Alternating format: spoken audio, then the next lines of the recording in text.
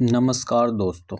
आज हम लोग न्यू एनसीईआरटी क्लास 8 सब्जेक्ट है ज्योग्राफी। एक्सरसाइज लेसन है 3।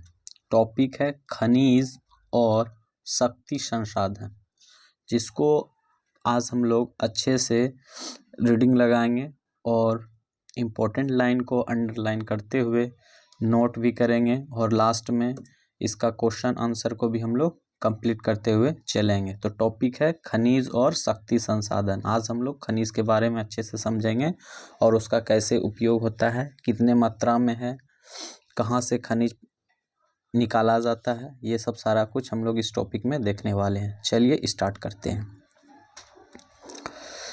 कीरी सुकांत से मिलने धनबाद के निकट उसके पैतृक स्थान पर जा रही थी। कीरी विशाल काले क्षेत्र को देखकर आश्चर्यचकित थी। सुकांत, यह स्थान इतना काला और धूल भरा क्यों है? उसने पूछा। यह कोयला खदान के निकट होने के कारण। क्या आप वहां ट्रकों को देख रही हो?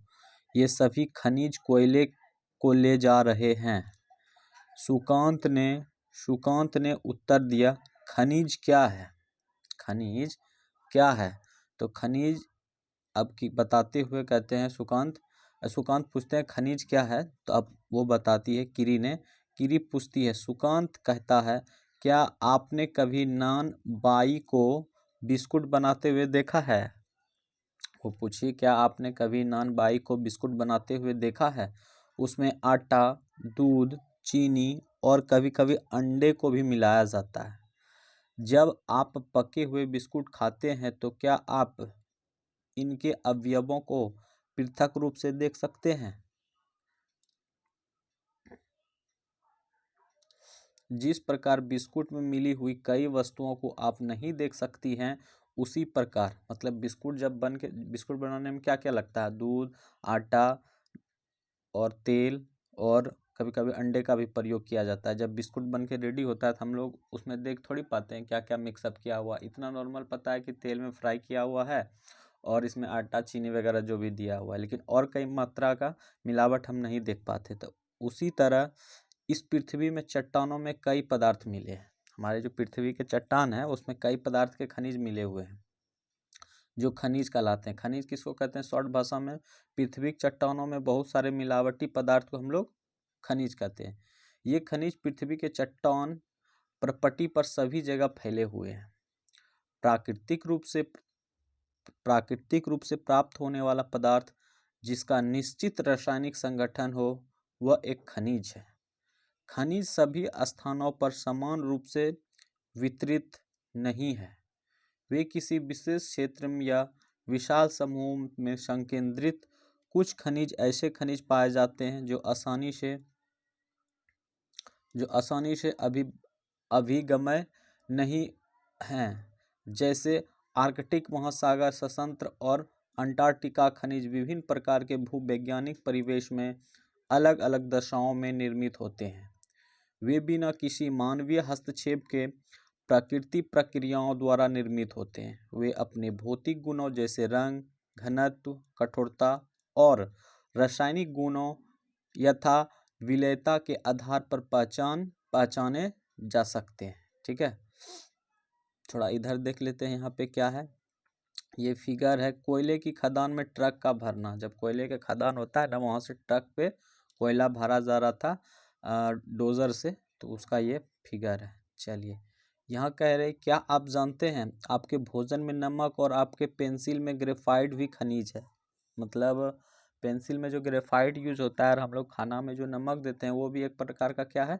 खनिज है। ठीक है, खनिज पहचानने के लिए बहुत सारे होते हैं, जैसे रंग, उसके गुण होते हैं। क्या रंग से भी पहचाना जाता है, घनत्व से भी पहचाना जाता है, कठोरता से भी पहचाना जाता है, रासायनिक गुणों तथा विलेयता के आधार पर भी हम लोग इसको पहचानते हैं। चलिए, अब कह रहे हैं कि खनिज के प्रकार क्या है, तो इसको हम लोग आज थोड़ा देखते हैं डिटेल्स में। खनिज के प्रकार। पृथ्वी पर 3000 से अधिक विभिन्न खनिजें हैं। कितना है? लगभग 3000 से अधिक विभिन्न खनिजें हैं। संरचना के आधार पर खनिजों का मुख्यतः धात्विक और अधात्विक खनिजों में वर्गीकृत किया गया है। कितने पार्ट में किया गया है? खनिज को दो भागों में, यहाँ पे देखते हैं, स्ट्रक्चर में देखते हैं खनिज को कितने भागों में बांटा गया है, तो दो प्रकार का। कौन? तो पहला है धात्विक और दूसरा है अधात्विक। धात्विक को भी दो प्रकार में बांटा गया है, लो धातु में और अलो धातु में, दो प्रकार के, एक लोहा और एक अलोहा। खनिज की वर्गीकरण, अब इसको देखते हैं। धात्विक पहले क्या होता है इसको हम लोग थोड़ा देखते हुए चलते हैं। धात्विक क्या है, तब फिर अधात्विक को देखेंगे। खनिजों में धातु कच्चे रूप में होती है। खनिजों में धातु जो है कच्चे रूप में होता है। धातु में कठोर पदार्थ है जो ऊष्मा और विद्युत का सुचालक है। सुचालक मतलब उसमें विद्युत फ्लो हो सकती है, ठीक है। और जिनमें धूतिक या चमक की विशेषता होती है। मतलब धातु में क्या होता है, जो कच्चे रूप में होती है और धातु कठोर होता है, उसमें क्या होता है, धूति तथा चमक की विशेषता होती है। लो अयस्क, बक्साइट, मैग्नीज, अयस्क, इनके कुछ उदाहरण हैं। मतलब धात्विक खनिज का कौन सा उदाहरण है, तो लो अयस्क, बक्साइट, मैग्नीज, अयस्क। धात्विक खनिज लोहा अथवा अलोह हो सकता है, अलोहा हो सकता है। मतलब धात्विक खनिज दो भागों में बांटा गया था पहले भी, क्या हो सकता है, एक लोह और अथवा अलोह हो सकते हैं। लोह खनिज जैसे लोहा, अयस्क, मैग्नीज, क्रोमाइट में लोहा होता है, और अलोह खनिज में लोहा नहीं होता है, किंतु वह कुछ अन्य धातु जैसे सोना, चांदी, तांबा या शीशा हो सकती है। अलोह धातु में क्या होता है कि उसमें लोहा नहीं होता है, उसका गुण नहीं पाया जाता। अलोह धातु में लोहा का थोड़ा ना थोड़ा अंश होगा, तो उसको हम लोग लोह धातु कहेंगे। अलोह धातु हो जाएगा जैसे सोना, चांदी, तांबा, शीशा। अब हम लोग देखते हैं अधात्विक खनिज। अधात्विक खनिज क्या होता है, तो खनिजों में धातुओं नहीं होती है। खनिजों में जिस खनिज में धातु नहीं होते हैं उसको हम लोग क्या कहते हैं, अधात्विक। चूना पत्थर, अब्रक और जिप्सम इन खनिजों का उदाहरण है। खनिज ईंधन जैसे कोयला और पेट्रोलियम भी अधात्विक खनिज है। ऐसे चूना पत्थर भी अधात्विक हो गया, अब्रक भी अधात्विक हो गया, जिप्सम भी अधात्विक हो गया।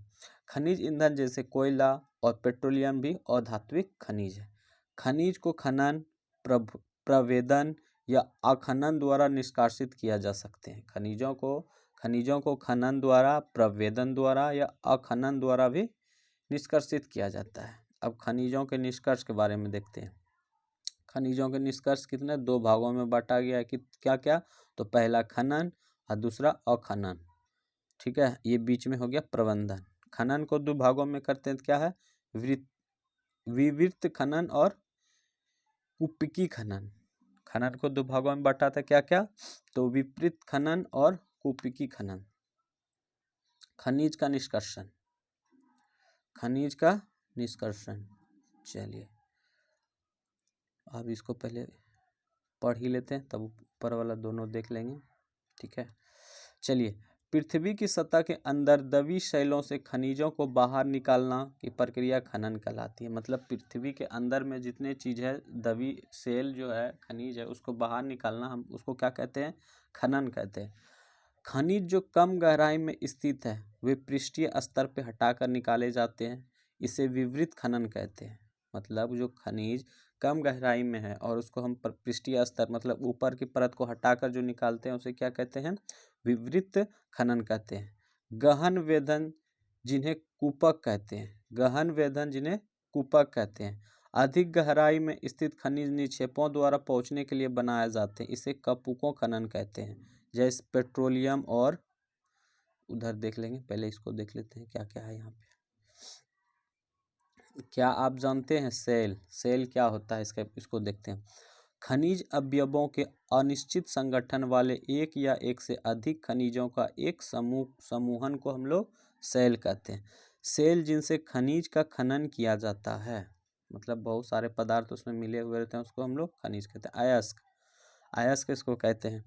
अयस्क कहे जाते हैं, यद्यपि 2800 से अधिक खनिज की पहचान की गई है, जिनमें से केवल लगभग 100 अयस्क खनिज समझे जाते हैं। मतलब 2800 अधिक खनिज का पहचान हुआ है, जिसमें 100 जो ऐसा चीज़ था जिसमें अयस्क का गुण उसमें पाया गया था। चलिए, ये क्या चीज़ का है, इसको भी देख लेते हैं। अपतट में तेल प्रबोधन खनिज और शक्ति संसाधन। अपतट तेल का प्रबोधन खनिज और शक्ति संसाधन, सॉरी अपतट में तेल प्रबोधन है ये, ठीक है। चलिए यहाँ था पेट्रोलियम और प्राकृतिक गैस धरातल के बहुत नीचे पाए जाते हैं। उन्हें बाहर निकालने के लिए गहन कूपों की खुदाई की जाती है, इसे प्रभेदन कहते हैं। चित्र 3.4 जो देखें हम लोग, सतह के निकट स्थित खनिजों को जिस प्रक्रिया द्वारा आसानी से खोद कर निकाला जाता है उसे अखनन कहते हैं। अखनन किसको कहते हैं? सतह के निकट स्थित खनिज को जिस प्रक्रिया द्वारा आसानी से खोद कर निकाला जा सकता है उसे अखनन कहते हैं। चलिए, खनिजों का वितरण क्या है? खनिजों का वितरण। खनिज विभिन्न प्रकार के शैलों में पाए जाते हैं। खनिज जो है विभिन्न प्रकार के शैल में पाए जाते हैं। कुछ आग्नेय शैलों में पाए जाते हैं, कुछ कयांत्रित शैलों में पाए जाते हैं और अन्य अवसादी शैलों में पाए जाते हैं। तो कितने प्रकार के हो गए हैं? एक आग्नेय शैली, दूसरा हो गया कयांत्रिक शैली और तीसरा हो गया अवसादी शैली, ठीक है। धात्विक खनिज आग्नेय और कयांत्रिक शैलों समूह में है। धात्विक जो होता है किसमें? तो आग्नेय और कयांत्रिक शैल समूह में है, जिनसे विशाल पठारों का निर्माण होता है में पाए जाते हैं। उत्तरी स्वीडन में लो अयस्क, ओंटारियो कनाडा में तांबा और निकेल निक्षेप, दक्षिण अफ्रीका में लोहा, निकेल, क्रोमाइट और प्लेटिनम आग्नेय और कयांत्रिक शैलें पाए जाते हैं। पाए जाने वाले खनिज का उदाहरण है मैदानों और नवीन वलित पर्वतों के अवसादी शैल समूहों में और धात्विक खनिज जैसे चूना पत्थर पाए जाते हैं। फ्रांस के काकेशस प्रदेश में चूना पत्थर निक्षेप, जॉर्जिया और यूक्रेन के मैग्नीज निक्षेप और अल्जीरिया के फास्फेट स्तर इसके कुछ उदाहरण हैं। खनिज ईंधन जैसे कोयला और पेट्रोलियम भी अवसादी स्तर में पाए जाते हैं। चलिए, ये इसका क्या है? विश्व में क्या है? विश्व में लोहे, तांबे और बक्साइट का वितरण किधर, कौन सा सेक्टर में ज़्यादा लोहा है, क्या है, इसको हम लोग एटलस के द्वारा समझेंगे। चलिए पहले इसको देख लेते हैं क्या है। क्या आप जानते हैं, आप सेल को देखकर बता सकते हैं यदि इसमें तांबा है, क्योंकि तब सेल का रंग नीला प्रतीत होगा। मतलब यहाँ से पता क्या चल रहा है, जिस सेल में अगर नीला कलर हो तो उस सेल को हम लोग क्या कहेंगे? नीला कलर में पकड़ सकते हैं कि वो तांबा का उसमें मिक्सअप है। चलिए एशिया पढ़ते हैं। एशिया में क्या है? एशिया महाद्वीप पहले भी पढ़े थे और एशिया को फिर से पढ़ रहे हैं। चीन और भारत के पास विशाल लो अयस्क निक्षेप है। किसके पास? चीन और भारत के पास विशाल लो अयस्क निक्षेप है। मतलब भारत और चीन के पास लोहा का बहुत सारी मात्रा है, ठीक है। यह महाद्वीप विश्व के आधे से अधिक टीन उत्पादन करता है। एशिया महाद्वीप जो है ये टीन भी जो है ना आधे से अधिक उत्पादन ज़्यादा करता है। चीन, मलेशिया और इंडोनेशिया विश्व के अग्रणी टीन उत्पादक में है। टीन सबसे ज़्यादा कौन सा देश उत्पादक करते हैं? तो चीन, मलेशिया और इंडोनेशिया। चीन सीसा, एंटीमनी और टंगस्टन के उत्पादन में भी अग्रणी है। मतलब सबसे ज़्यादा सीसा, एंटीमनी, टंगस्टन चीन उत्पादन करता है। एशिया में मैग्नीज, बक्साइट, निकेल, जस्ता और तांबा के भी निक्षेप हैं। चलिए यूरोप, अब यूरोप के बारे में देखते हैं। यूरोप विश्व में लो अयस्क का अग्रणी उत्पादक है। यूरोप विश्व में लो अयस्क का अग्रणी उत्पादक है।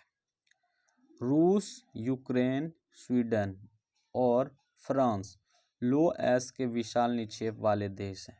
मतलब यूरोप जो है विश्व में लोहा का अग्रणी उत्पादक है और रूस, यूक्रेन, स्वीडन और फ्रांस लो अयस्क के विशाल निक्षेप देश है। वो एशिया का था, ये यूरोप का था। तांबा, सीसा, जस्ता, मैग्नीज और निकेल खनिजों का निक्षेप पूर्वी यूरोप और यूरोपीय रूस में पाए जाते हैं। उत्तरी अमेरिका देख लेते हैं। उत्तरी अमेरिका में क्या क्या है। उत्तरी अमेरिका में खनिज निक्षेप 3 क्षेत्रों में अवस्थित है। ग्रेट लेक के उत्तर में कनाडियन शील्ड प्रदेश, अफ्लेशियन प्रदेश और पश्चिमी के पर्वत श्रृंखला में लो अयस्क, निकेल, सोना, यूरेनियम और तांबा खनन। कनाडियन ये भी क्या है, खनिज तेल और कोयले का वितरण, ये एटलस है। कनाडियन, इसको नीचे देख लेते हैं, पहले इसको देख लेते हैं फिर आगे बढ़ेंगे हम लोग। क्या आप जानते हैं स्विट्जरलैंड में कोई ज्ञात खनिज निक्षेप नहीं है। स्विट्जरलैंड जो है वहाँ पे कोई खनिज नहीं है, ठीक है, जो कि ज्ञात हो। आओ कुछ करके सीखें। विश्व के रूप में मानचित्र में कनाडियन शील्ड, अफ्लेशियन पर्वत, ग्रेट लेक और पश्चिमी कॉर्डिलेडा पर्वत श्रृंखला को मानचित्र की सही सहायता से चिन्हित कीजिए। मतलब इसमें जितने भी क्षेत्र हैं उसको कह रहे हैं इंगित करने के लिए। उत्तरी महासागर में, अमेरिका में, हिंद महासागर, जिधर भी हो वो एक दूसरे से इसको मिलाना है। चलिए, क्या क्या था यहाँ पे। यूरेनियम और तांबा का खनन क्या था, कनाडियन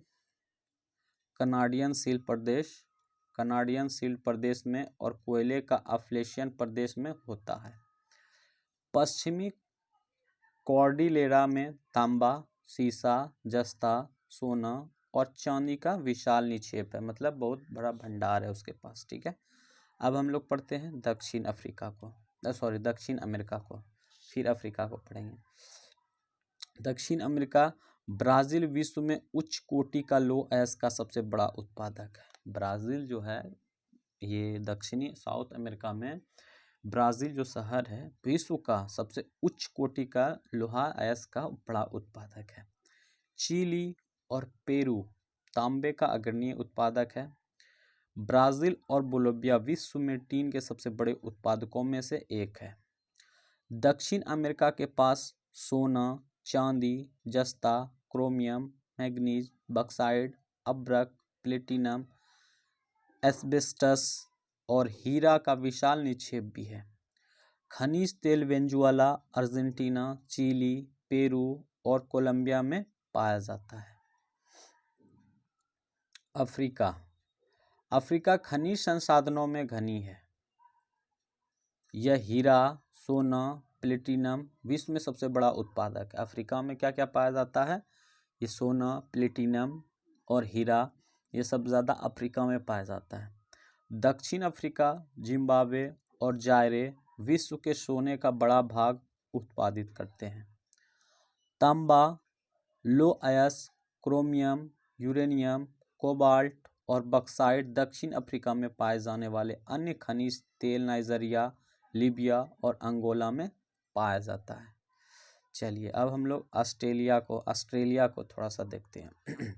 ऑस्ट्रेलिया विश्व में बक्साइट का सबसे बड़ा उत्पादक है। ऑस्ट्रेलिया में क्या होता है, तांबा बक्साइट मतलब एल्युमिनियम का ही पार्ट है, वो बक्साइट का सबसे बड़ा उत्पादक है। और इसके साथ साथ यहाँ सोना, हीरा, लो अयस्क, टीन और निकेल का अग्रणी उत्पादक है। यह तांबा, सीसा, जस्ता और मैग्नीज भी संपन्न है। पश्चिम ऑस्ट्रेलिया के कालगुडली और कूलगाडी क्षेत्र में सोने का सबसे बड़ा निक्षेप है। मतलब यहाँ पे जो ऑस्ट्रेलिया में है कालगुडली और कूलगाडी क्षेत्र सोने का सबसे बड़ा निक्षेप है। अंटार्कटिका, विभिन्न खनिज निक्षेपों पूर्वानुमान। अंटार्कटिका जो है विभिन्न खनिज निक्षेपों पूर्वानुमान से कुछ संभवतः विशाल के लिए अंटार्कटिका के भूविज्ञान पर्याप्त रूप से सुप्रसिद्ध है। ट्रांस अंटार्कटिका पर्वत में कोयले और पूर्वी अंटार्कटिका के प्रिंस चार्ल्स पर्वत के निकट लोहे के महत्वपूर्ण मात्रा में निक्षेपों का पूर्वानुमान किया गया है। लो अयस्क, सोना, चांदी और तेल वाणिज्यिक मात्रा में उपलब्ध है। कहाँ, तो अंटार्कटिका में। खनिज के उपयोग, अब हम लोग क्या पढ़ेंगे, खनिज का उपयोग। खनिज का उपयोग जो है ना, खनिज का उपयोग कई उद्योगों में होता है। रत्नों के लिए, मतलब सोना, चांदी, आभूषण बनाने के लिए। रत्नों के प्रयोग के लिए किए जाने वाले खनिज प्रायः कठोर होते हैं। इन्हें आभूषण बनाने के लिए विभिन्न शैलियों में जड़ा जाता है।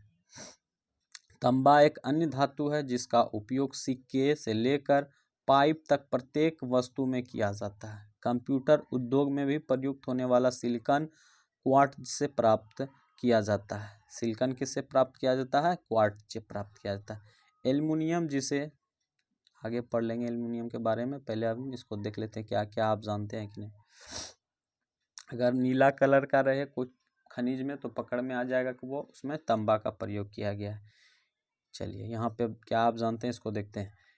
हरा हीरा एक दुर्लभतम हीरा है। क्या है? दुर्लभतम हीरा है। हरा हीरा एक दुर्लभतम हीरा है। इसमें एक प्रश्न पूछता है कि कौन सा हीरा दुर्लभतम हीरा है। दे देगा हरा हीरा, हरा हीरा, पीला हीरा, लाल हीरा। तो इसमें हम लोग को चूज करना है हरा हीरा को दुर्लभतम हीरा कहते हैं। चलिए, विश्व के प्राचीनतम सेलों पश्चिम ऑस्ट्रेलिया में हैं। वे 430 करोड़ वर्ष पूर्व बने।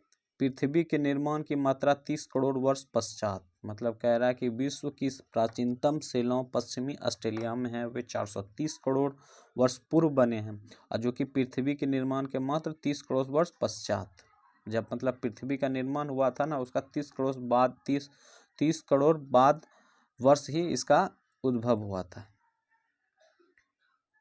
आओ कुछ करके सीखें। किन्हीं 5 खनिजों के उपयोग की सूची बताएं। मतलब खनिज का उपयोग क्या क्या चीज में होता है उसकी सूची बनाने कह रहे हैं। यहाँ पे क्या था?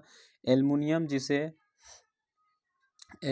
जिसे अयस्क बक्साइट से प्राप्त किया जाता है। एल्युमिनियम जो है क्या चीज से प्राप्त किया जाता है? तो बक्साइट से प्राप्त किया जाता है।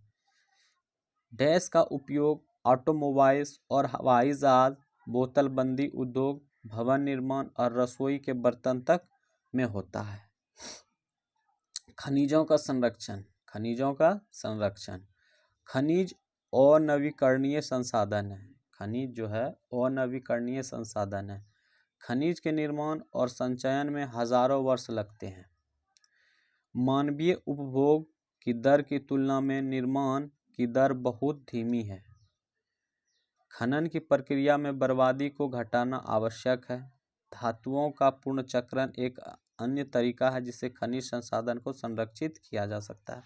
मतलब इसको समझिए, कह रहे हैं कि खनिज जो बनने में लगता है हजारों साल लगता है, ठीक है। मानवीय उपयोग के दर की तुलना में निर्माण बहुत धीमी होता है इसका। मतलब कोयला ही बनने में लगभग 100 वर्ष लगता है इसको, खनिज को बनने में, कन्वर्ट होने में। मतलब लकड़ी सड़ा गला कुछ भी जमीन के अंदर बहुत दिन रहने के बाद वो खनिज में डेवलप होता है। तो मानव को क्या करना चाहिए? इसको कम से कम अच्छे से उपयोग करना चाहिए और खनिज को भविष्य के लिए, आगे पीढ़ी के लिए संरक्षित रखा जा सकता है। शक्ति संसाधन को देखते हैं थोड़ा सा। शक्ति संसाधन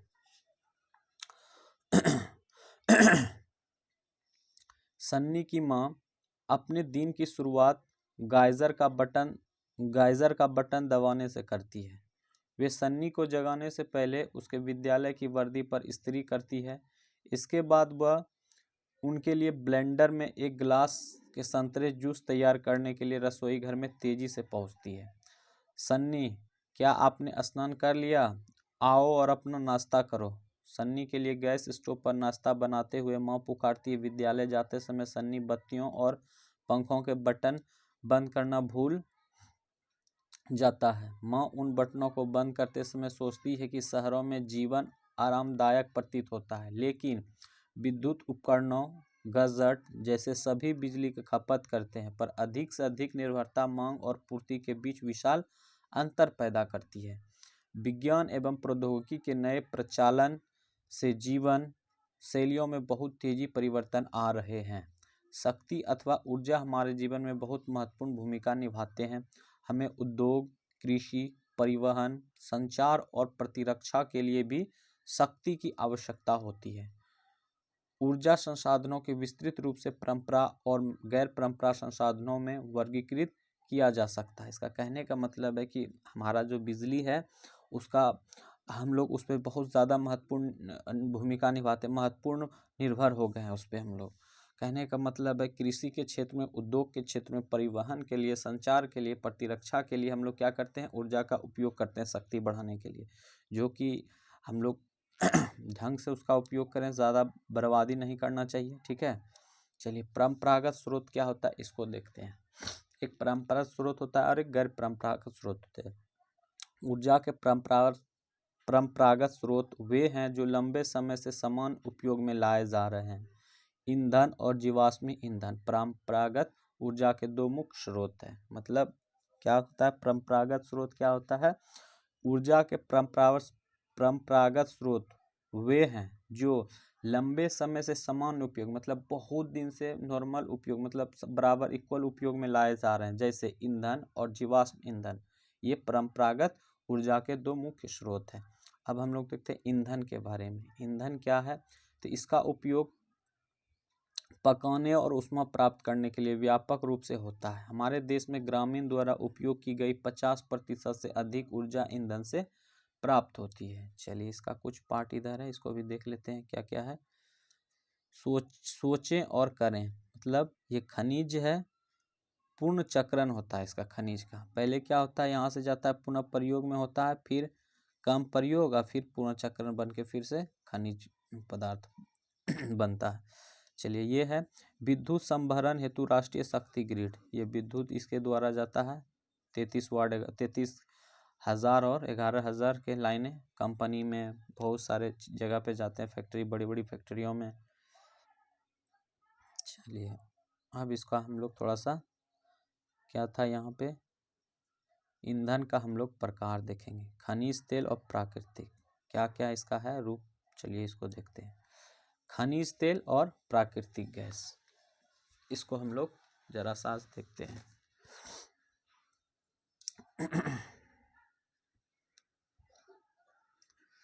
चलिए, लाभ, खनिज तेल का लाभ क्या है देखते हैं।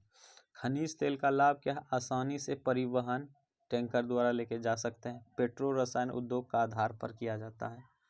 अब प्राकृतिक गैस का लाभ क्या है, वो आसानी से परिवहन, पाइपलाइन द्वारा जा सकते हैं। तेल और कोयले से अधिक स्वच्छ है प्राकृतिक गैस, तेल से सस्ता है प्राकृतिक गैस, ठीक है। हानि क्या है, तेल अधिप्लावन एवं गैस रिसाव के कारण ऑक्सीजन का अपक्षय हो जाता है, मिलावट में दिक्कत हो जाएगा सांस लेने में। फिर निर्मुक्त प्रदूषण के कारण अम्ल वर्षा होता है। नए ईंधन का अन्वेषण आसानी से नहीं होता है। फिर ऊर्जा का परंपरागत स्रोत, ऊर्जा के परंपरागत स्रोत देखते हैं। एक तरफ है ईंधन, एक तरफ है कोयला, ठीक है। लाभ और हानि दोनों देखते हैं। ईंधन का पहले लाभ देखते हैं क्या है, तो सुप्राय है, मतलब सस्ता है, बहुत संख्यक लोगों को ऊर्जा प्रदान करता है। सुप्राय मतलब सब इसको मतलब कैपेबल मतलब है कि यूज कर सकता है खरीद के, और बहुत सी जनसंख्या इसमें ऊर्जा के लिए, खाना बनाने के लिए, सब चीज़ के लिए, वर्कर जो भी होता है, होटल वगैरह सब, कपड़ा का कढ़ाई, ये प्रिंट वगैरह, और क्या कहते हैं, कलर बनाने के लिए, सब कुछ में इसका ईंधन का प्रयोग होता है। हानि क्या है इसका, संग्रहण में अधिक समय का उपयोग, मतलब ईंधन, कोयला बनाने में या ईंधन बनाने में बहुत टाइम लगता है। प्रदूषण फैलाने वाला, प्रदूषण भी इससे ज़्यादा होता है। हरित गृह प्रवाह में वृद्धि करता है। निवर्णीकरणीय, बहुत सारे समस्या आते हैं। अब ये ईंधन था, अब कोयला को देखते हैं। ये तेल वगैरह सब के बात कर रहा था कि उसको भी बनने में बहुत टाइम लगता है। विस्तृत रूप से उपलब्ध है, ठीक है। विद्युत रूपांतरण के लिए उपयुक्त होता है, विद्युत बिजली बनाने में भी किया जाता है। प्रदूषण का स्रोत है कोयला, ठीक। परिवहन के लिए भारी है, ठीक है, परिवहन के लिए तो भारी होगा। जल विद्युत से क्या लाभ है और हानि है देखते हैं। जल विद्युत से, पनबिजली से क्या लाभ होता है और क्या हानि है, इसको हम लोग थोड़ा देखते हैं। प्रदूषण मुक्त होता है, जल विद्युत में कोई प्रदूषण नहीं होता है।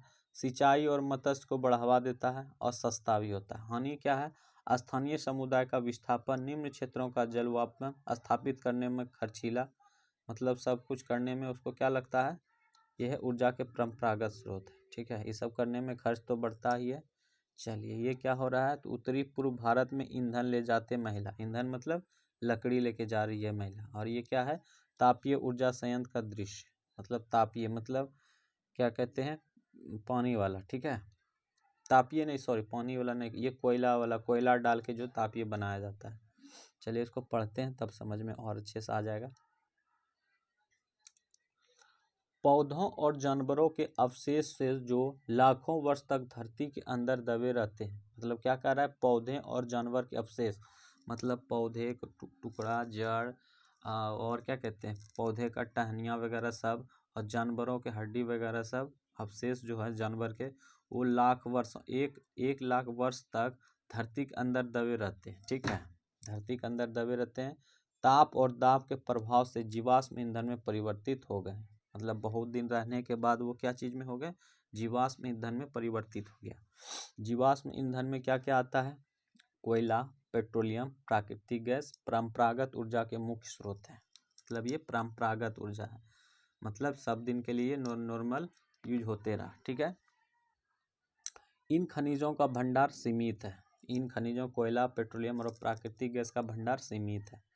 विश्व की बढ़ती जनसंख्या जिस दर से इनका उपयोग कर रही है वह इनके निर्माण की दर से कहीं अधिक है, इसलिए यह शीघ्र ही समाप्त होने वाले हैं। मतलब जो कह रहे हैं कि हमारा जो देश है वो सबको ये सीमित मात्रा में मिलता है, और जो इसका निर्माण करने कहीं अधिक है, मतलब निर्माण करने में बहुत टाइम लगता है, तो इसके कुछ, इसलिए कुछ दिनों में ये समाप्त हो जाएगी। तो यहाँ के वैज्ञानिकों को नए नए एक्सपेरिमेंट करना चाहिए ऊर्जा भंडारण के लिए, सब कुछ करने के लिए।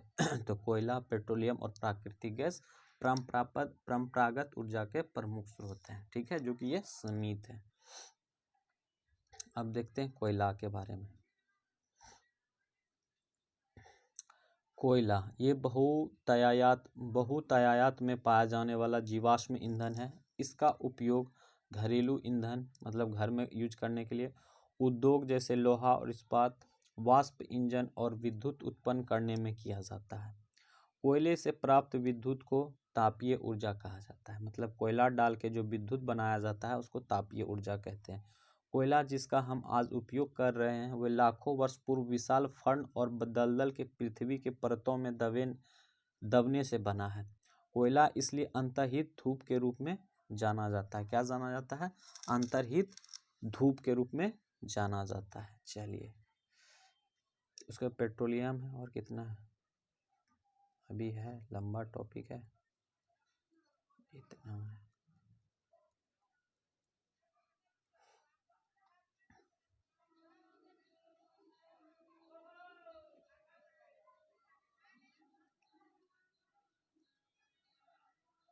विश्व में अग्रणीय कोयला उत्पादक देश, विश्व में सबसे ज़्यादा कोयला उत्पादक देश कौन है, तो चीन है, संयुक्त राज्य अमेरिका है, जर्मनी, रूस, दक्षिण अफ्रीका और फ्रांस।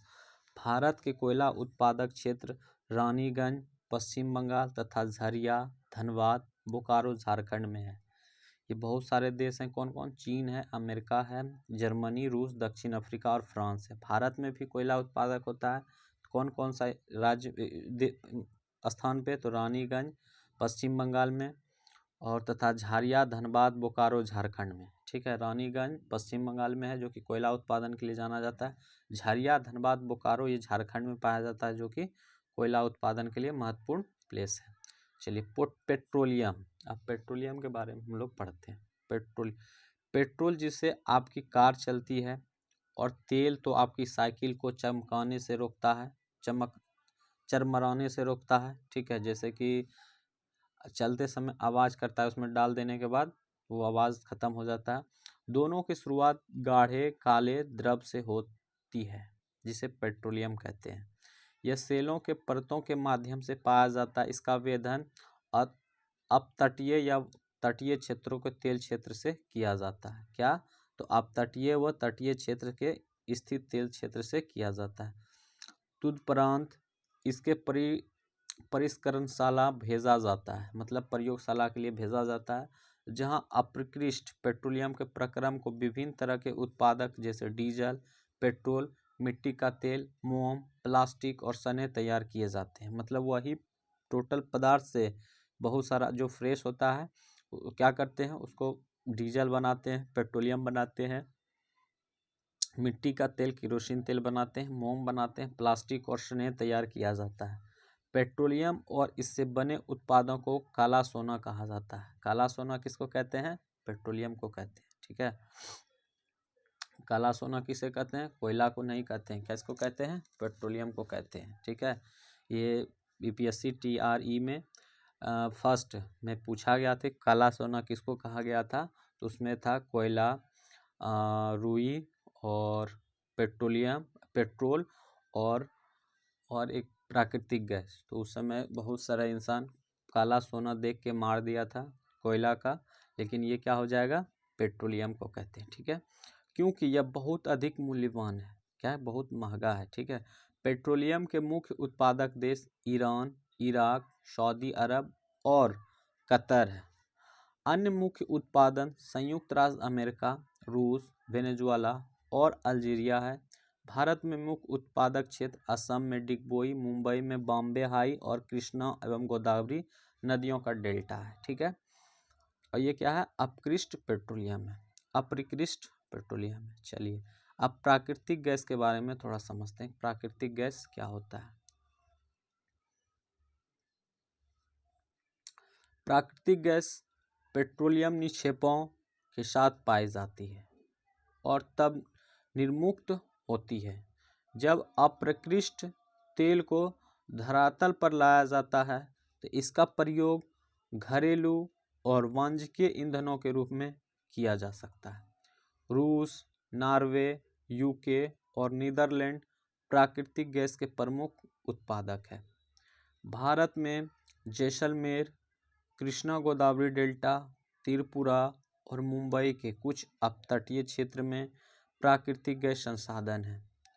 विश्व के सबसे बहुत कम प्रदेशों के पास प्राकृतिक गैस अपने पर्याप्त भंडार है, मतलब सब देश में नहीं है। ठीक है, हमारे द्वारा जीवाश्म ईंधनों के उपभोग की तीव्र वृद्धि ने चिंताजनक दर से इन्हें समाप्ति तक पहुंचा दिया। मतलब उसका ज़्यादा उपयोग होने से हम क्या हो गया, कोई भी चीज़ सीमित है तो उसका ज़्यादा प्रयोग करने से समाप्त होने के कगार पे तो होगा ही ना। इन ईंधनों के जलने से निकलने वाला विषैले प्रदूषक भी चिंता का विषय है। जीवाश्मी ईंधन का अनियंत्रित जलना अनियंत्रित टोंडी के टपकने के समान है, जो अंततः सूखी जाती है। इनसे हमारा ध्यान ऊर्जा के विभिन्न गैर परंपरागत स्रोत को दोहन की ओर बढ़ाया, जो जीवाश्मीय ईंधन के स्वच्छतर विकल्प है। चलिए इसको भी इधर देख लेते हैं क्या क्या है इसमें। ये क्या है, पहले ये देख लेते हैं।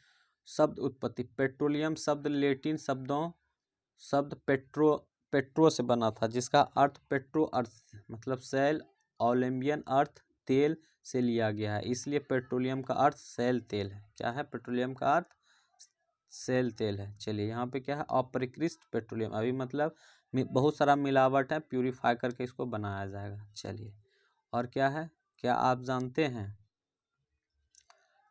जानते हैं संपीड़न प्राकृतिक गैस सीएनजी एक प्रचलित पर्यावरण हितैषी ऑटोमोबाइल ईंधन है, क्योंकि यह पेट्रोलियम और डीजल के तुलना में कम प्रदूषण क्योंकि यह पेट्रोलियम और डीजल की तुलना में कम प्रदूषण करती है। तो कौन? सीएनजी का क्या होता है? कम संपीड़न प्राकृतिक गैस सीएनजी। ठीक है,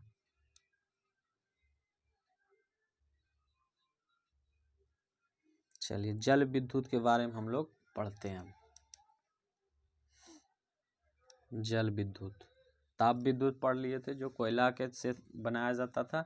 अब हम लोग जल विद्युत को पढ़ेंगे, जो कि जल से प्रोडक्ट किया जाएगा। चलिए, बांधों में वर्षा जल, बांध जो होता है उसमें वर्षा जल अथवा नदी के जल ऊंचाई से गिरने के लिए संग्रहित किया जाता है। बांध के अंदर पाइप के द्वारा बहता जल बांध के नीचे स्थित टरबाइन के ऊपर गिरता है।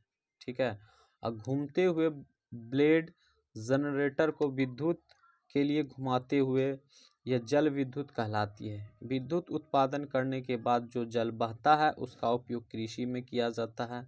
विश्व के ऊर्जा का 1/4 हिस्सा जल विद्युत से उत्पाद होती है। मतलब पूरा देश में 100% का 1/4 भाग मतलब 25% भाग क्या होता है? ऊर्जा के रूप प्रदान करता है। विश्व में विश्व में ऊर्जा का 1/4 हिस्सा जल विद्युत उत्पन्न होता है। ठीक है, विश्व में जल विद्युत के अग्रणी उत्पादक देश पराग्वे करता है, नॉर्वे, ब्राज़ील और चीन भी करते हैं। और भारत में कुछ महत्वपूर्ण जल विद्युत केंद्र है, जैसे भाखड़ा नंगल, गांधी सागर, नागार्जुन और दामोदर नदी घाटियां परियोजना। यहाँ क्या होता है, जल से विद्युत बनाया जाता है। चलिए, क्या है यहाँ पे, सलल जल विद्युत परियोजना जम्मू एंड कश्मीर में है। सलल जल विद्युत परियोजना कहाँ है, कश्मीर, जम्मू एंड कश्मीर में है। चलिए, ये क्या कह रहे हैं, क्या आप जानते हैं विश्व का पहला जल विद्युत उत्पादन करने वाला देश नॉर्वे था। नॉर्वे क्या था, विश्व में सबसे प्रथम बिजली विद्युत जल विद्युत उत्पादन करने वाला देश नॉर्वे था। चलिए, कैसे देखिए जल विद्युत बनता है। जल विद्युत कैसे बनता है, यहाँ जल का भंडार होता है, यहाँ से आता है टरबाइन में, टरबाइन घूमता है, फिर ये जनरेटर में जाता है, जनरेटर में जाने के बाद क्या होता है, विद्युत का बनना स्टार्ट। चलिए, अब क्या है, ऊर्जा का गैर परंपरागत स्रोत। उधर पहले हम लोग क्या पढ़े थे, परंपरागत, अब पढ़ते हैं गैर परंपरागत। जीवाश्मी ईंधन के बढ़ते उपयोग से ऊर्जा के गैर परंपरागत स्रोत का अभाव उत्पन्न हो रहा है। ऐसा अनुमान किया जाता है कि यदि वर्तमान दर से इनका उपयोग लगातार होता रहा तो इन ईंधनों को भंडार समाप्त हो जाएंगे। इसका अतिरिक्त इसका उपयोग पर्यावरण प्रदूषण में भी पैदा करता है। इसलिए गैर परंपरागत स्रोत जैसे सौर ऊर्जा, पवन ऊर्जा, ज्वारीय ऊर्जा, नवीकरणीय के उपयोग की आवश्यकता है। कौन सा, तो सौर ऊर्जा, पवन ऊर्जा और ज्वारीय ऊर्जा। चलिए, सौर ऊर्जा को हम लोग थोड़ा सा देखते हैं।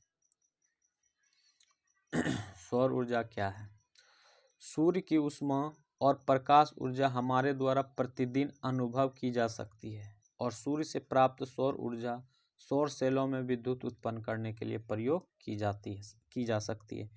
इनमें से कई सेलों को सौर पैनल से तापन व प्रकाश के लिए शक्ति उत्पन्न करने के लिए जोड़ा जाता है। धूप की प्रचुरता वाले उष्ण, उसको भी आगे पढ़ लेंगे। क्या आप जानते हैं विश्व के प्रथम देश सौर पवन चलाने और बस अड्डा स्कॉटलैंड में है। क्या कह रहा है कि विश्व का प्रथम सौर और पवन चलित बस अड्डा कहाँ है, तो स्कॉटलैंड में है। ठीक है, चलिए, प्रचुरता वाले उष्णकटिबंधीय देशों के लिए सौर ऊर्जा का उपयोग प्रौद्योगिकी बहुत लाभदायक है। सौर ऊर्जा उपयोग का सौर तापक, सौर कुकर, सोलर ड्रायर के साथ समुदाय की रोशनी देने के यातायात संकेतों में भी होता है, जो कि सौर ऊर्जा का प्रयोग किया जाता है। देखिए, सौर ऊर्जा क्या है, सौर ऊर्जा प्राप्त करने के लिए सौर पैनल, मतलब सौर पैनल को एक जगह इकट्ठा करके उससे क्या करते हैं, ऊर्जा का स्टार्ट करते हैं।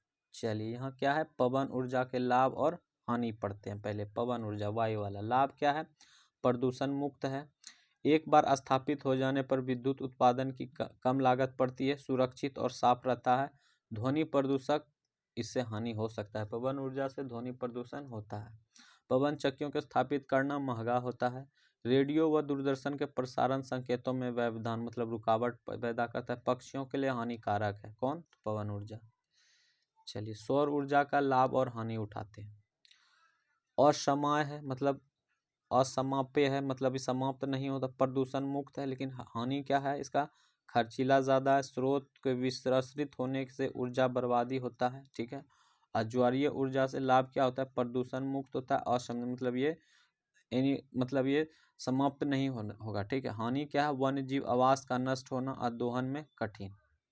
ऊर्जा, ये गैर वो था, क्या था, तो परंपरागत था। अब ऊर्जा के गैर परंपरागत स्रोत में देखते हैं क्या है। तो परमाणु ऊर्जा में क्या होता है, लाभ, बड़ी मात्रा में ऊर्जा उत्पादन होता है। हानि क्या होता है, तो रेडियो एक्टिविटी व्यर्थ का उत्पादन करता है, खर्चीला भी होता है। अब बायोगैस में क्या लाभ है, तो कम लागत होता है, उपयोग में आसान है, जैव व्यर्थ के उपयोग और बार बार गैसों का उत्पाद किया। हानि क्या है, हरित गृह प्रवाह, मतलब हरित गृह प्रवाह का कारण, मतलब कार्बन डाइऑक्साइड उत्पादन करेगा, तो हानिकारक भी ये पर्यावरण के लिए हानिकारक होगा। भूतापीय ऊर्जा, इसका लाभ क्या है? स्वच्छ है, पर्यावरण हितैषी और हर समय उपलब्ध होता है। हानि क्या है?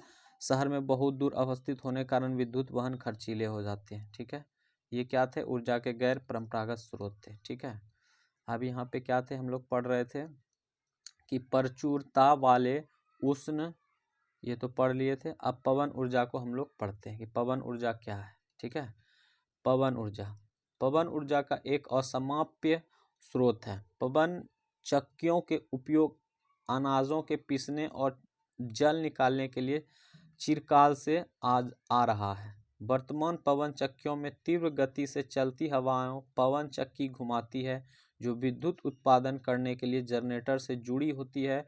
पवन चक्कियों के समूह से युक्त पवन फॉर्म तटीय क्षेत्रों और पर्वत घाटियों में जब वह प्रबल और लगातार ये है पवन चक्की। ठीक है, लगातार हवाएं चलती है, वहाँ स्थित पवन farm Netherlands, Germany, Denmark, UK, US और स्पेन में पाए जाते हैं, जो पवन ऊर्जा उत्पादन में उल्लेखनीय है। पवन ऊर्जा उत्पादन कौन कौन सा कंट्रीज करते हैं? तो ये हो जाएगा Netherland, Germany, Denmark, UK, USA, Spain, ये सब क्या होते हैं? पवन ऊर्जा में उत्पादन में अग्रणीय देश है। चलिए, अब क्या? परमाणु ऊर्जा को पढ़ते हैं। परमाणु ऊर्जा प्राकृतिक तौर से प्राप्त रेडियो सक्रिय पदार्थ जैसे यूरेनियम और थोरियम और परमाणुओं के केंद्रक में संग्रहित ऊर्जा से प्राप्त की जाती है। ये पदार्थ नाभिकीय रिएक्टरों में नाभिकीय विखंडन से गुजरते हैं और उत्सर्जन उत्पादन की प्राप्ति होती है। परमाणु ऊर्जा के सबसे बड़े उत्पादक संयुक्त राज्य अमेरिका और यूरोप है। भारत में राजस्थान, झारखंड के पास यूरेनियम का विशाल निक्षेप है। भारत के पास किसके पास है? तो झारखंड में यूरेनियम का निक्षेप है। थोरियम विशाल मात्रा में केरल और मेनोजाइट बालुए में पाए जाते हैं। थोरियम भारत में स्थित परमाणु ऊर्जा केंद्र तमिलनाडु में कलपक्कम, महाराष्ट्र में तारापुर, राजस्थान में कोटा के निकट राणा प्रताप सागर और उत्तर प्रदेश में नरोरा और कर्नाटक में केंगा में स्थित है। चलिए, इसको देख लेते हैं क्या है। आणविक ऊर्जा संयंत्र कलपक्कम, ये तमिलनाडु का है। ठीक है, चलिए, भूतापीय ऊर्जा, इसको भी पढ़ लेंगे, फिर इधर से क्रियाकलाप को पढ़ लेंगे। ठीक है, पहले हम लोग पढ़ लेते हैं भूतापीय ऊर्जा क्या है। भूतापीय ऊर्जा ताप ऊर्जा जो पृथ्वी से प्राप्त की जाती है। ताप ऊर्जा, भूतापीय ऊर्जा क्या होता है? मतलब तापीय ऊर्जा होता है जो पृथ्वी से प्राप्त की जाती है। भूतापीय ऊर्जा कहलाती है पृथ्वी के अंदर गहराई बढ़ने के साथ तापमान में लगातार वृद्धि हो जाती है और कभी कभी यह तापमान ऊर्जा भू सतह पर गर्म जल के झरनों के रूप में प्रकट हो जा सकती है। यह ताप ऊर्जा शक्ति उत्पादन करने में प्रयुक्त की जा सकती है। वर्षा से गर्म जल स्रोत के रूप में भी होता है। ठीक है, इसको हम देखेंगे, पहले इसको समझते हैं। डायग्राम क्या है ये हमारा? यहाँ क्या है? नाभिकीय रिएक्टर है। ठीक है, ये विखंडन द्वारा उष्मा है, यहाँ से ये सब निकला गर्म जल यहाँ पे आया, इससे क्या हो गया? ये भाप के रूप में टरबाइन पे घुमाएगा, फिर यहाँ पे जनरेटर लगा हुआ रहता है। जनरेटर घुसने के बाद यहाँ पे क्या होता है? विद्युत का जलना चालू हो जाता है। चलिए, अब पहले देखते हैं क्रियाकलाप में क्या है, इसको भी थोड़ा सा पढ़ना जरूरी है। क्रियाकलाप है सौर कुकर। क्या है? सौर कुकर। कार की एक पुरानी ट्यूब लें और इसमें हवा भरकर लकड़ी के एक चबूतरे पर रख दें। एल्युमिनियम के नलीदार बर्तन को बाहर से काला कर दें और इसमें 1 कप चावल के साथ 2 कप जल मिलाएं। ठीक है, इसको एक ढक्कन से बंद कर दें और उस ट्यूब के भीतर हिस्से में रखें। अब शीशे के एक फ्रेम को ट्यूब के ऊपर रखें और इसे धूप में खड़ा कर दें। शीशे के फ्रेम को खड़ा करने के बाद हवा ना तो अंदर आ सकती है और ना ही बाहर जा सकती है। जब सूर्य की किरणें ट्यूब से घिरी इसी बंद खाली जगह में रोक ली जाती है और यह बाहर नहीं निकल पाती है तो तापमान धीरे धीरे बढ़ता है और इसमें रखा चावल कुछ समय में पक जाता है। ये क्या था, एक एक्टिविटी था कि कैसे सौर कुकर काम करता है। यहाँ क्या था, वर्षों से गर्म जल के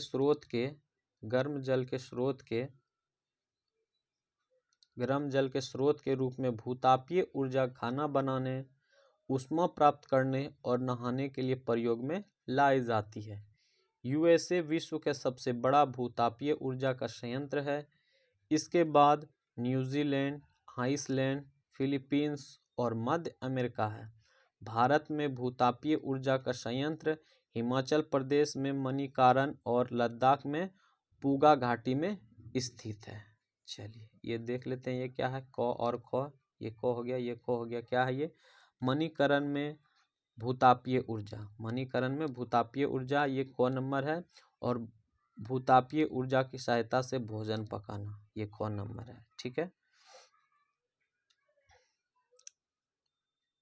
अब इसको भी देख लेते हैं, भूतापीय ऊर्जा क्या होता है। ठीक है, भूतापीय ऊर्जा का ये डायग्राम थोड़ा सा देख लेते हैं। ये क्या हो गया, ये भूतापीय, ये पृथ्वी हो गया, इसके नीचे क्या है, पाइप डाला हुआ है। ठीक है, यहाँ से कुआं से निकाला और जल निकाला, दोनों को यहाँ पे टरबाइन में घुमाया, टरबाइन से जनरेटर में गया, ये प्राकृतिक दर हो गया और यहाँ से फिर बिजली बनना स्टार्ट।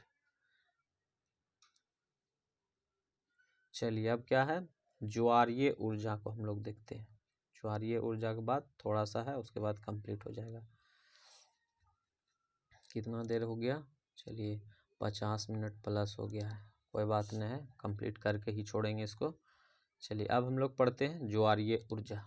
ज्वारीय ऊर्जा क्या है, ज्वार से उत्पन्न ऊर्जा को ज्वारीय ऊर्जा कहते हैं। जो ज्वार से, ज्वार भाटा हम लोग पढ़े थे, पूर्णिमा और अमावस्या के दिन ही सबसे लंबा ज्वार भाटा आता है। इस ऊर्जा का विदोहन समुद्र के सैकड़े मुहाने से बांध के निर्माण से किया जाता है। उच्च ज्वार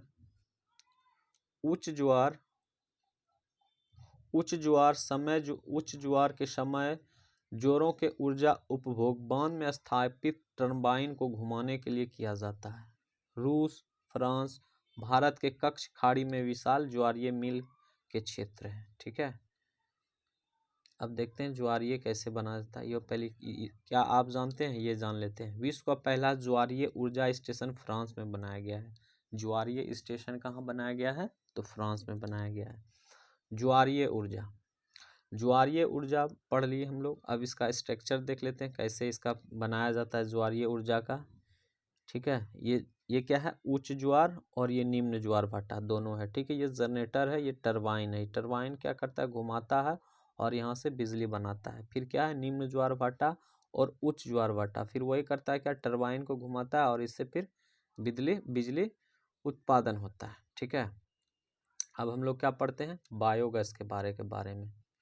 बायोगैस क्या है, जैविक अपशिष्ट जैसे मृत पौधे, मतलब मरा हुआ पौधे, जंतुओं के अवशेष, मतलब जंतु के अवशेष मतलब हड्डी वगैरह जो है जंतु मर जाने के बाद, पशुओं के गोबर, रसोई के अपशिष्ट गैसीय ईंधन में बदल जा सकता है। इसे बायोगैस कहते हैं। जैविक अपशिष्ट बैक्टीरिया द्वारा बायोगैस संयंत्र से अपघटित होते हैं, जो एक अनिवार्य रूप से मीथेन और कार्बन डाइऑक्साइड का मिश्रण। बायोगैस खाना पकाने तथा विद्युत उत्पादन का सर्वोत्तम ईंधन है और इससे प्रति वर्ष बड़ी मात्रा में जैव खाद का भी उत्पादन होता है। ऊर्जा सर्वव्यापी है, लेकिन ऊर्जा का विभेदन बहुत ही कठिन और खर्चीली है। इसमें हमें प्रत्येक व्यक्ति ऊर्जा को नष्ट न करने की एक विभिन्नता ला सकते हैं। ऊर्जा के बचत, ऊर्जा का उत्पादन, अभी कार्य करें एवं ऊर्जा के भविष्य का सुनहरा बनाएं। मतलब ऊर्जा को अच्छे से उपयोग करें और उसको संरक्षित करें, जहाँ उपयोग हो वहीं उपयोग करें, अन्यथा छूट का बर्बाद नहीं करें। ये बायोगैस है, ये एक टैंक है जिससे, ठीक है, इसमें क्या क्या जानते हैं, ये मृदा है, खाद है, उर्वरक और निकासी इधर से होता है और कर्दम इधर से डाला जाता है इसमें। इस गैस कर्दम मतलब इसमें जितना है गोबर वगैरह, हड्डी अवशेष जो भी है सब इसमें डालता है। ठीक है, यहाँ से गैस निकलता है, यहाँ से मृदा के रूप में खाद, उर्वरक, निकासी सब निकलता है इससे। चलिए ये टॉपिक हो गया कंप्लीट, और कुछ महत्वपूर्ण शॉर्ट आंसर देख लेते हैं, लॉन्ग आंसर बाद में देखेंगे। 2 नंबर प्रश्न कह रहा है सही उत्तर को चिन्हित कीजिए। फर्स्ट नंबर प्रश्न है निम्नलिखित में से कौन सी एक खनिज का विशेषता नहीं है। खनिज की विशेषता कौन नहीं है, तो ये ऑप्शन नंबर हो जाएगा सी, इसका हो जाएगा। वो असमय है, क्या है, असमाप्य है, ठीक है। अब 2 नंबर प्रश्न है, 2 नंबर प्रश्न है निम्नलिखित में से कौन विश्व में तांबे का अग्रणीय उत्पादक है। तांबे का सबसे ज्यादा था, हम लोग पढ़े थे, चिली सबसे ज्यादा है उत्पादन, ठीक है। 3 नंबर प्रश्न है निम्नलिखित प्रक्रियाओं में से कौन से आपके रसोई घर में द्रवित पेट्रोलियम गैस मतलब एलपीजी का संरक्षित नहीं करेगी, मतलब वो क्या करेगी, बर्बाद नहीं करेगी। मतलब कह रहा है किससे ज़्यादा बर्बाद होगा। पकाने से पहले दाल को कुछ समय भिगो देने से वो जल्दी पक जाएगा, ये सही है। प्रेशर कुकर में खाना पकाना जल्दी बन जाएगा, ये भी संरक्षित होता है। पकाने के लिए गैस जलाने से पूर्व सब्जी काट लेना चाहिए, ये भी इससे भी संरक्षित होगा, नहीं तो गैस बर्बाद होगा। खुली कढ़ाई में कम ज्वाला पर भोजन पकाना, मतलब कढ़ाई को खोल दिए, आज ज्वाला पे चढ़ा दिए, तो वो वहाँ पे क्या हो रहा है, ईंधन का बर्बादी हो रहा है। खुली कढ़ाई ने बंद करके कढ़ाई बनाएंगे तो जल्दी पक जाएगा, तो ये नहीं है। और कारण बताइए, सब ये शॉर्ट आंसर नहीं है, लॉन्ग है। तो ये टॉपिक था क्या था, ये खनिज और शक्ति संसाधन, लेसन 3 क्लास 8 का था ये, जो हम लोग आज इसको कंप्लीट कर दिए। अब नेक्स्ट है एक्सरसाइज 4, जो कि नेक्स्ट क्लास में होगा। आज का क्लास यहीं पे समाप्त करते हैं, धन्यवाद।